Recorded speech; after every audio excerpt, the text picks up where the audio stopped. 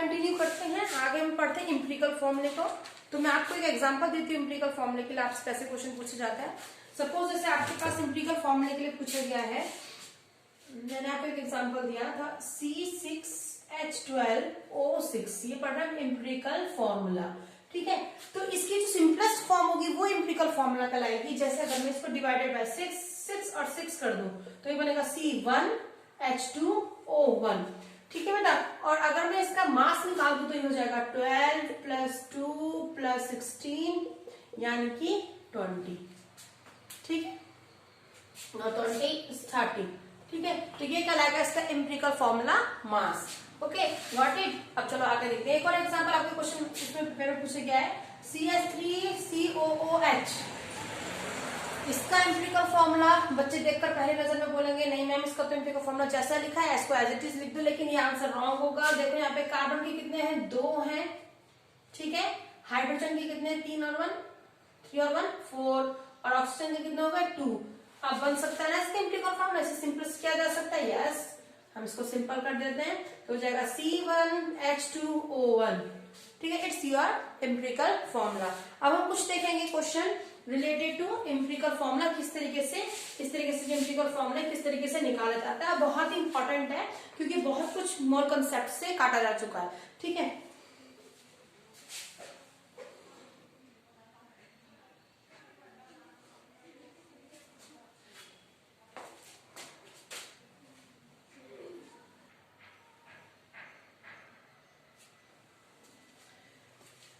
मैंने आपके सामने कोई क्वेश्चन लिखा है, इसमें आपको फाइंड करना है एम्पिरिकल फॉर्मूला। और आपको Zn की परसेंटेज दे दी गई है 47, Cl की परसेंटेज दे दी गई है 52। अब आपको इसका एम्पिरिकल फॉर्मूला निकालना है। तो आपके पास क्या होगा, आपने टेबल ड्रॉ करनी है खुद से, ठीक है। सबसे पहले आप लिखोगे एलिमेंट का नाम, जैसे आपके पास एलिमेंट दिया गया है Zn, दूसरा एलिमेंट दिया गया है Cl, दूसरी जो टेबल होगी वो होगी उसकी परसेंटेज कंपोजिशन, यानी कितनी कितनी दी गई है। तो Zn आपको 47.8 गिवन है और ये आपको 52.2 गिवन है बेटा। ओके, नाउ नेक्स्ट Zn का एटॉमिक मास Zn का कितना होता है, क्लोरीन का कितना होता है। तो यहाँ पे Zn का जो एटॉमिक मास है वो है 65, yes 65 is the atomic mass and 35.5 atomic mass होता है क्लोरीन का। ओके, अब आपने इसका एटॉमिक रेशियो निकालना है, तो यानी ये हो जाएगा हमारे पास एटॉमिक रेशियो के लिए हम लोग क्या करेंगे, परसेंटेज कंपोजिशन को डिवाइड कर देंगे एटॉमिक मास से। तो ये हो जाएगा 47.8/65 और 52.2/35.5। अगर हम इसे सॉल्व करते हैं देन योर आंसर इज 0.73 और इसका आंसर आता है 1.46। और आपको इसको सिंपल रेशियो में लेके आना है क्योंकि आप ऐसा कोई फॉर्मूला नहीं लिखते हो कि Zn 0.73 Cl 1.46। देखा है आपने कभी भी इस तरीके से लिखा हुआ फॉर्मूला, नहीं देखा होगा। तो इसको सिंपल फॉर्म में लाते हैं। सिंपल फॉर्म में लाने के लिए आपने क्या करना है, सबसे पहले आपने देखना है कि इनमें से सबसे छोटा रेशियो किसका निकल गया है आंसर में, तो इसका निकल गया। तो आपने उससे दोनों को डिवाइड कर देना है, 0.73 डिवाइडेड बाय 0.73 और 1.46 डिवाइडेड बाय 0.73। तो इसका आंसर आएगा 1।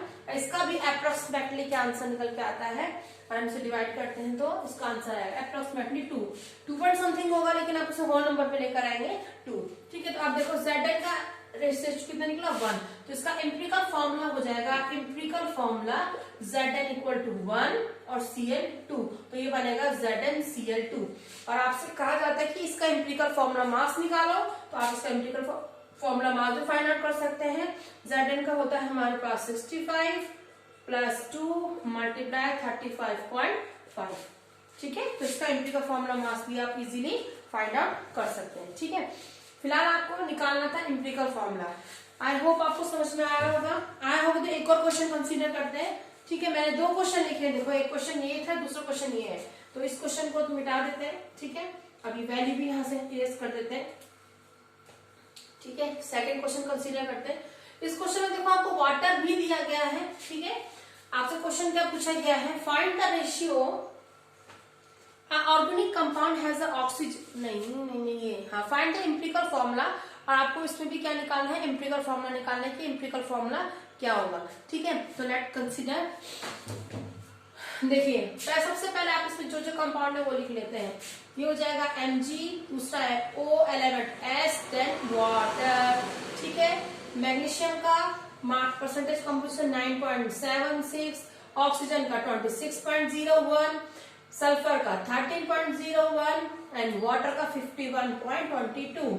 अब हम इसका लिखेंगे एटॉमिक मास। तो आपको पता है एटॉमिक मास होता है इसका 24, ऑक्सीजन का 16, सल्फर का 32 और वाटर का कितना होगा। तो वाटर को सॉल्व करेंगे तो आंसर आएगा 2 + 16 यानी कि 18। आप यहाँ पे लिखेंगे 18। ना नेक्स्ट स्टेप कहते हैं उसका रेशियो निकालना है, इजी, वेरी इजी। तो लिखेंगे 9.76 divided by 24, 26.01 divided by 16, 13.01 divided by 32 and 51.22 divided by 18।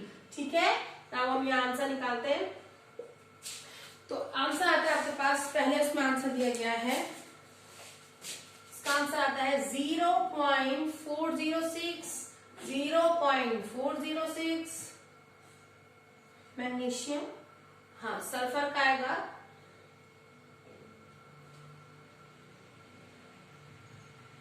पहले मैग्नीशियम है, देन ऑक्सीजन, ऑक्सीजन का आ जाएगा 1.625 और आपके पास सल्फर है तो सल्फर का आएगा 0.406, सही लिखा था मैंने पहले भी, 2.84। ठीक है, अच्छा अब इसमें से सबसे छोटा नंबर कौन सा है, सबसे छोटा नंबर है हमारे पास ये। तो इससे हम क्या करेंगे, 4 को डिवाइड कर देंगे। 0.406 divided by 0.406, 1.625 divided by 0.406, 0.406 divided by 0.406, again 2.84 divided by 0.406। इसका आंसर आता है 1। ठीक है, और इसका आंसर आता है अगेन 1 और सॉरी इसका आंसर आएगा आपका अप्रोक्सीमेटली 4, इसका 1 और वाटर का निकल का आएगा 7। ओके, अब इसको रखेंगे कैसे, देखो Mg का बनेगा हमारे पास कितना 1। ठीक है, 1 लिख देते हैं, वैसे 1 को शो भी नहीं करोगे आप तो चलेगा। S का 1 है, ये देखो 1 लिख दिया। O कितना है 4, O 4 हो गया। और आपके पास वाटर कितना है 7, तो 7 पीछे तो नहीं लिखोगे ना, क्योंकि अगर आप पीछे लिखते हो तो ऐसे बन जाएगा H2O7। ठीक है, तो ये गलत हो जाएगा बेटा। तो आप वाटर है तो इसको पूरा कंपाउंड है तो आप लिखेंगे 7H2O। ठीक है, तो ये बनेगा आपका एम्पिरिकल फॉर्मूला। और आई थिंक आपको आ गया होगा एम्पिरिकल फॉर्मूला कैसे निकालते हैं। ठीक है, ओके, अब देखते हैं नेक्स्ट क्वेश्चन। इसी से रिलेटेड एक क्वेश्चन और देखते हैं जरा सा, एम्पिरिकल फॉर्मूला से रिलेटेड, क्योंकि इसमें देखो जो नेक्स्ट क्वेश्चन दिया गया है उसको थोड़ा सा घुमा दिया गया है, थोड़ा सा, ज्यादा नहीं। ठीक है, अगर आप थोड़ा सा दिमाग अप्लाई करेंगे तो वो भी आपके लिए बहुत ईजी हो जाता है। Question number 3। ठीक, organic compound has oxygen and hydrogen. आपको इसमें ऑक्सीजन का मास दे रखा है 26.24 और हाइड्रोजन दे रखा है 4.92%। Find its empirical formula. एक ऑर्गेनिक कंपाउंड हैज, कोई ऑर्गेनिक कंपाउंड है, इस क्वेश्चन को ध्यान से सुनना, क्योंकि क्वेश्चन के सुनने से ही या पढ़ने से ही आपको आंसर निकल के आएगा। ऑर्गेनिक कंपाउंड, ऑर्गेनिक कंपाउंड बोला गया तो याद रखना बेटा, ऑर्गेनिक कोई भी होगा वो बिना कार्बन के तो हो ही नहीं सकता। और अगर आप इन दोनों की परसेंटेज को प्लस करो, यानी 26.24 और 4.92, तो देखो ये 100 नहीं बनेगा।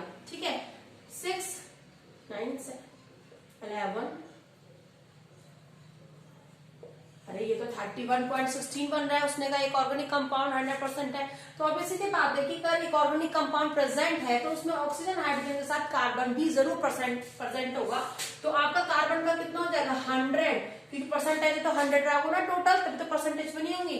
तो 100 - 31.16, आपकी कार्बन की क्या निकल जाएगी, परसेंटेज निकल जाएगी। और कार्बन की परसेंटेज निकलती है 68.84।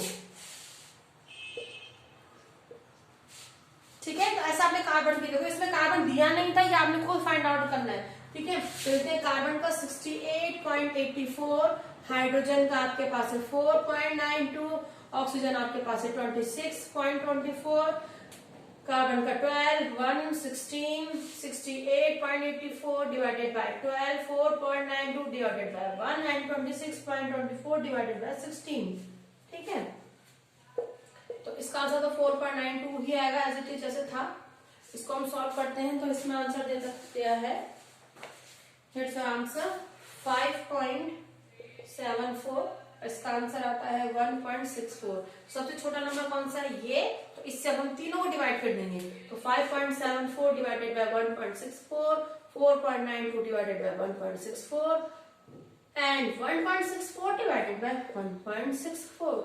इसको सॉल्व करते हैं तो अप्रोक्सीमेटली आपका आंसर आएगा 3.5। ठीक है, इसका आंसर दे रहा है 3, इसका आंसर दे रहा है 1। तो 3.5 है, आप इसको क्या कंसिडर करोगे, आप इसको कंसिडर करोगे 1। देखते हैं क्या कंसिडर करते हैं। तो हम लिखते हैं कार्बन, हाइड्रोजन और ऑक्सीजन। तो हाइड्रोजन का हमारे पास आया है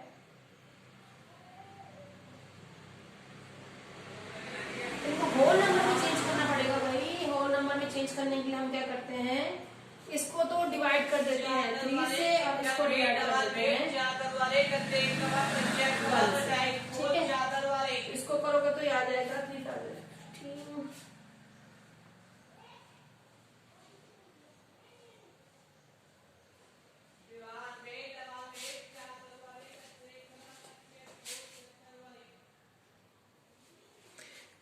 तो यहाँ पे देखो हम लोग क्या करेंगे, इसको होल नंबर में लाने के लिए हम लोग क्या करेंगे, इसको मल्टीप्लाई, पहले मैं ऐसे लिख देती हूँ जैसे था as it is, carbon 3.5, hydrogen 3 और ऑक्सीजन 1। अब आप क्या करेंगे, या तो इसको ऐसे नंबर से अगर मैं इसे 1 से मल्टीप्लाई कर दूं तो वही आंसर आएगा। तो मैं क्या करती हूँ, इसे 2 से मल्टीप्लाई करूंगी तो ताकि ये होल नंबर में चेंज हो जाए। ठीक है, तो मैं इसे 2 से करता हूँ C7H6 और O2। अब ये जो निकल के आया ये इसका एक होल नंबर है। ठीक है, और ये निकलेगा इसका एम्पिरिकल फॉर्मूला। तो अच्छा क्वेश्चन था। ठीक है, अब हम नेक्स्ट निकालते हैं, ये 2 टाइप परसेंटेज हो गया, एम्पिरिकल फॉर्मूले हो गए। अब हम निकालेंगे वेपर डेंसिटी से रिलेटेड क्वेश्चंस, वो किस तरीके से कंसीडर किए जाते हैं। ठीक है, कि आपको कनेक्शन करना है मॉलिक्यूलर मास में और वेपर डेंसिटी में, कैसे सॉल्व करेंगे उसे।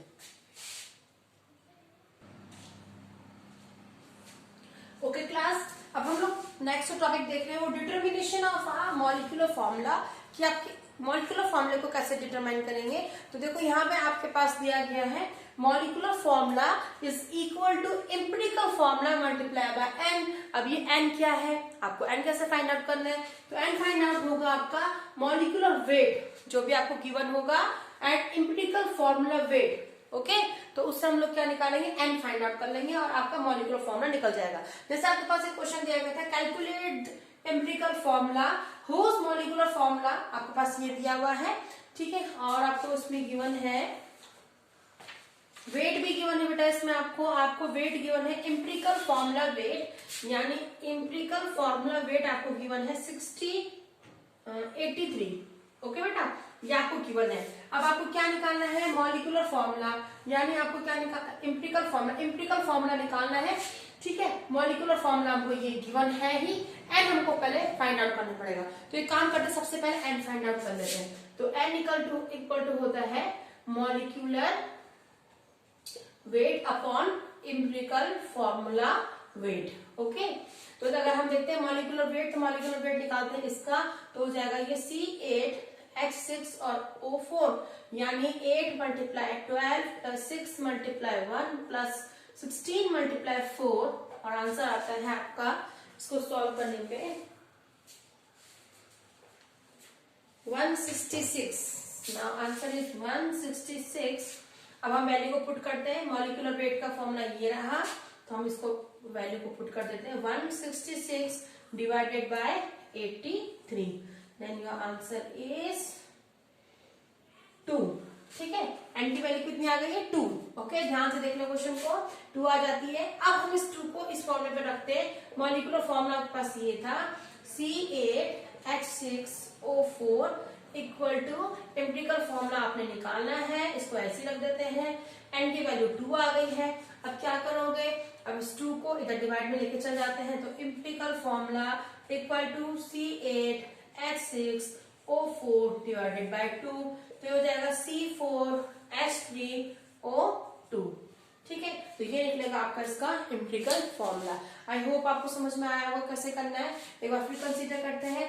आपको इस क्वेश्चन में एम्पिरिकल फॉर्मूला निकालना था, मॉलिक्यूलर फॉर्मूला आपको दिया हुआ था और empirical formula wait also given. ठीक है, तो सबसे पहले मैंने क्या करा है, मैंने सबसे पहले इसका मॉलिक्यूलर वेट निकाला, क्योंकि ये भी वेट है ये भी वेट है, दोनों वेट पता लग जाएंगे तो मैं आसानी से n निकाल दूंगी। तो फिर मैंने n फाइंड आउट करा, उसके बाद मैंने इसी फॉर्मूले पे वैल्यू पुट करी है जो ऊपर लिखा गया है, इट्स योर फॉर्मूला बेटा। ओके, इस फॉर्मूले पे वैल्यू पुट करेंगे।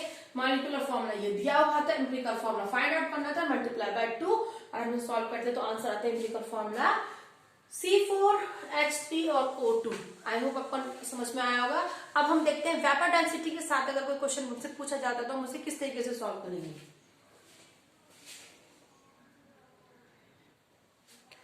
देखो बेटा, मैंने आपके सामने क्वेश्चन लिखा हुआ है और इसी के साथ में यहाँ पे मोर कंसेप्ट को खत्म कर रही हूँ। यहाँ पर करते हैं calculate the empirical and molecular formula of a compound having a following percentage composition. तो अब हमको यहाँ पे सबसे पहले क्या करना है, calculate the empirical and molecular formula. तो एम्पिरिकल और मॉलिक्यूलर फॉर्मूला तभी फाइंड आउट होंगे जब हम पहले एक काम करते हैं, एम्पिरिकल फॉर्मूला पहले फाइंड आउट कर लेते हैं। ठीक है, ओके, तो वही फॉर्मूला अपनाएंगे। C लिखेंगे carbon, H hydrogen, then oxygen. Carbon 26.59, hydrogen 2.22, oxygen 71.19। Carbon का एटॉमिक मास 12, 1, 16 डिवाइड कर देते हैं। 26.59 divided by 12, 2.22 divided by 1, 71.19 divided by 16 and here answer 2.22 I think 2.216। इसका आंसर 2.22 और इसका आंसर आएगा अप्रोक्सीमेटली 4.45। आई थिंक सब छोटा नंबर ये बन रहा है। ठीक है, छोटा नंबर ये है, इसको कंसिडर करेंगे। ठीक है, तो ये हो जाएगा हमारे पास 2.216 divided by 2.216, 2.22 divided bye 2.216 and 4.45 divided by 2.216, 1, 1 and 2। ठीक है, ये आपका सिंपल रेशियो में कन्वर्ट होता है। इसका एम्पिरिकल फॉर्मूला बना लेते हैं। एम्पिरिकल फॉर्मूला हो जाएगा कार्बन का 1, हाइड्रोजन का 1, ऑक्सीजन का 2। ठीक है, ये बना आपका एम्पिरिकल फॉर्मूला। ठीक, अच्छा, इसमें आपको वेपर डेंसिटी भी गिवन है। ठीक है, टेकिंग इसका टाइम यूज होगा। ठीक है, आपने इसका एम्पिरिकल फॉर्मूला पता कर लिया है। अब आपको निकालना है इसका empirical formula, your find out now your molecular formula. तो मैं आपको थोड़ा सा आपको यहाँ पे वेपर डेंसिटी के हिसाब से बताते कैसे करेंगे। देखो, वेपर डेंसिटी जब अप्लाई कर दी जाती है, दे दी जाती है, तो फॉर्मूला इस तरीके से हो जाता है। एक्चुअल में था क्या, आपके पास था molecular weight equal to empirical formula multiply by n। ठीक है, ये था हमारे पास फॉर्मूला। तो अब यहाँ पे थोड़ा सा हमारे पास चेंज हो जाता है। ठीक है, हम क्या करेंगे, मॉलिक्यूलर वेट लिखेंगे 2 multiply vapour density equal to n और ये हो जाएगा एम्पिरिकल फॉर्मूला वेट।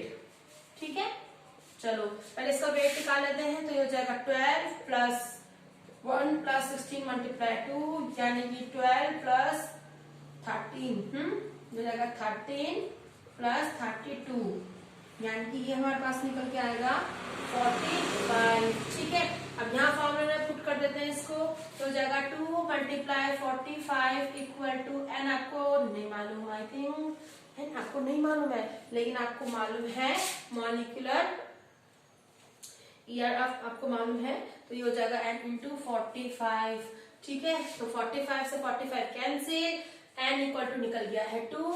अब n आपको पता चल चुका है तो आपको मालूम होगा आपको क्या करना है। अब ये जो एम्पिरिकल फॉर्मूला मास था, इससे आप इसको क्या कर देंगे, मल्टीप्लाई कर देंगे। तो ये हो जाएगा C1H1O2 मल्टीप्लाई बाय 2। ठीक है, तो हो जाएगा C2H2O4। तो ये निकलेगा आपके पास मॉलिक्यूलर फॉर्मूला। आई थिंक आपको समझ में आया होगा। ठीक है, तो यहाँ पे मोल कंसेप्ट आपका कंप्लीट होता है और बेटा सिर्फ इतना ही दिया गया है मोल कंसेप्ट में। पहला दिया हमने परसेंटेज पढ़ी, दूसरा हमने एम्पिरिकल फॉर्मूला निकाला, थर्ड हमने एम्पिरिकल फॉर्मूले को कैसे फाइंड आउट किया जाता है वो निकाला, फिर हम लोगों ने डिटरमाइन किया है to determine the molecular formula and empirical formula. आपके पास मोल कंसेप्ट में सिर्फ इतना ही है। ठीक है, और इतना ही आप लोगों ने तैयार करना है फॉर योर बोर्ड एग्जामिनेशन। आपके प्री बोर्ड के लिए मैं आपको कुछ इन्फॉर्मेशन दे दूं बेटा इस वीडियो में। आपके प्री बोर्ड में मैं होल सिलेबस दे रही हूँ, तो आप सारा ही प्री बोर्ड को एज अ बोर्ड सिलेबस के जैसे आप कंसीडर करें, पूरा ही सिलेबस आएगा। और नेक्स्ट वीडियो से जो है रिवीजन शुरू हो जाएंगे, तो हम लोग कोई 15 डेज का रिवीजन ले रहे हैं, तो मैं 15 डेज का कोई वीडियो डालेंगे, उसमें हम लोग 15 डेज में जो है रिवीजन कंप्लीट करेंगे अपना, अप्रोक्सीमेटली 15 डेज में हो जाना चाहिए कंप्लीट, ठीक है। तो उसमें हम लोग शुरू से एक बार दोबारा से केमिस्ट्री को करेंगे। तो अगर कोई डाउट आपके मन में है, कोई प्रॉब्लम है, तो आप मुझे पूछ सकते हैं। मैंने ये पूरे कंप्लीट कर दिया है। मोल कंसेप्ट हमारा लास्ट टॉपिक था, ये कंप्लीट हो जाता है, ठीक है। आप वीडियो को देखें, अगर कोई प्रॉब्लम आपको न्यूमेरिकल में लगती है तो आप मुझसे पूछ सकते हैं। ओके, थैंक यू बेटा।